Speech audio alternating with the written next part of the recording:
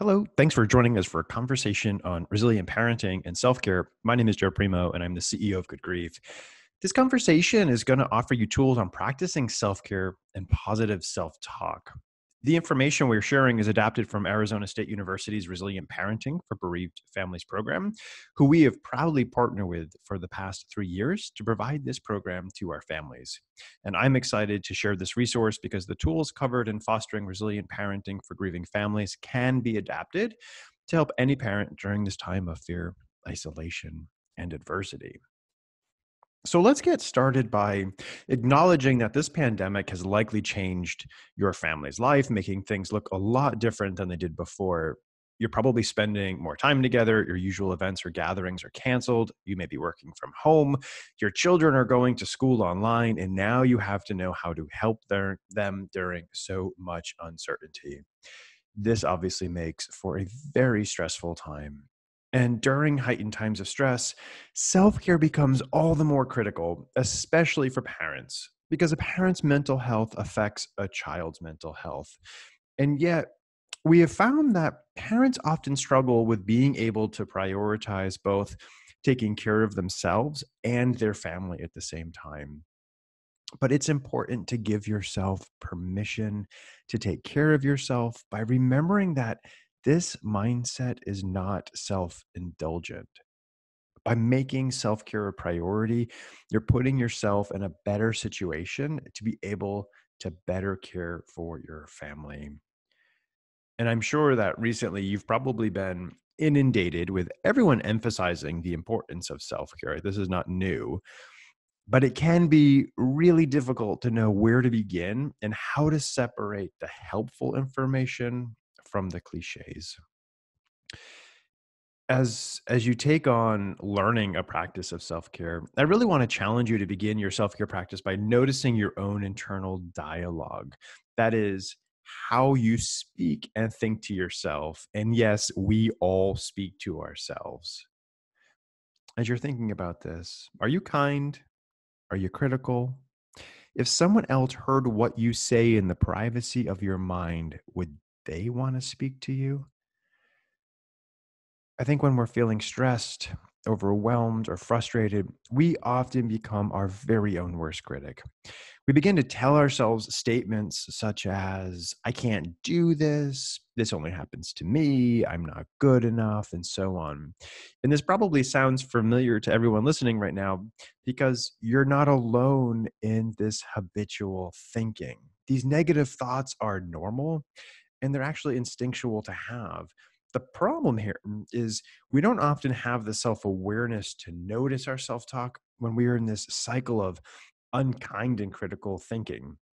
So, unfortunately, because these unkind thoughts are not helpful to us, they're going to lead to negative feelings and a downward spiral of more and more negative thinking and feeling, which can make it even harder for you to do those things that help you take care of yourself and your family.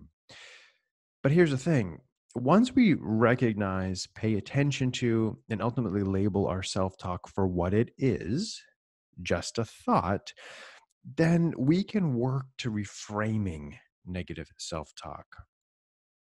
So, in order for us to break this cycle, we need to think about self care as self compassion. That is, being kind to yourself. Being self compassionate isn't self pity or self indulgence, it's just healthy self care. So, let's talk about how we practice this self compassion. When you notice a negative thought, which is probably connected to a strong feeling or emotion, the first step to reframing it is to acknowledge that the thought is happening and to label it as a negative or unkind thought. Because just by naming the thought, you're bringing awareness to what you're experiencing. So, our first step here is to increase our awareness by being attuned with our thoughts and our behavior. And remember, so often we have these negative thoughts and don't even realize it because we haven't taken the time to slow down and develop this type of self awareness. And right now during COVID-19, we're in the throes of a massive slowdown. This is a time in which you really can harness the opportunity to develop self awareness. But I want to be clear, I'm not saying that you have to be productive during physical distancing, but rather that this is a time full of triggers and opportunities which allow you to practice this positive self talk. Also, in the time of COVID-19, you might be saying to yourself, I can't handle isolation for another month. So, the first step in our practice is naming the thought so that I don't think I can do this becomes I am feeling overwhelmed and scared. All you're doing here is getting in tune with what you are thinking and feeling. Next, in this process, in order to help you reframe this thought, let's think about what you would tell your best friend who is having that very same thought. What might you say to your friend if they came to you with, I can't handle isolation for another month? It's funny that, in order to help yourself reframe the thought, you take a moment to challenge your thought by understanding what is true about it. And perhaps for this example, it might be that you feel overwhelmed and isolation is going to continue being hard. And that's true. You're right. This is not something that can be denied or escaped. However, it can be reframed so that you're gentler on yourself. And the reframing thought here might be I'm overwhelmed, and another month of isolation is going to be hard. And this will soon be over, and I can help my family get through this. Or I don't really know what will happen in a month. I just need to deal with what I am doing today. This reframing quickly becomes self kindness. As you develop this reframed thought that is grounded in self kindness, repeat that reframing, 2 or 3 times. Notice what it feels like to talk to yourself like this. If you notice feelings of compassion or kindness for yourself, take a minute and just feel that. And if you don't, then just take a minute and be aware of whatever it is that you are feeling. Because again, trying to develop this sense of awareness of our thoughts and feelings. And of course, I need to be honest here that reframing your thoughts is not easy. And it could even feel a bit strange or silly at first. But with practice, this is going to feel a lot more natural. And, maybe a short period of time, maybe it takes you a little bit longer. That's okay. But don't forget that if you're having this difficult time thinking of how to reframe your negative self talk and find yourself in this same cycle of unkind thinking or habitual thinking, try thinking of what you would say to your close friend. Ultimately, being kind to yourself is a great gift you can give. And it doesn't only have to happen when you fall into using negative self talk.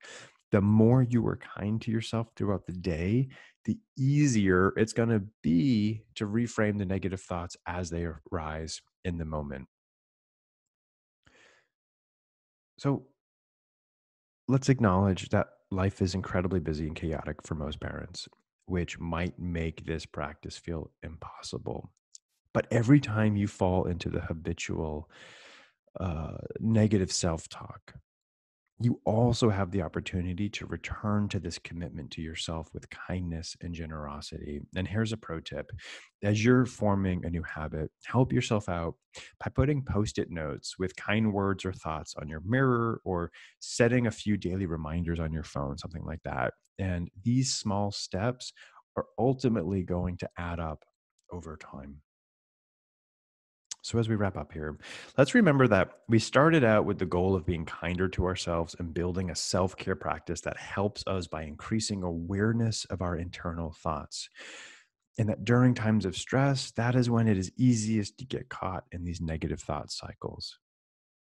Use this new practice to break those cycles that impede the kindness and gentleness you deserve because you deserve it and your children deserve it.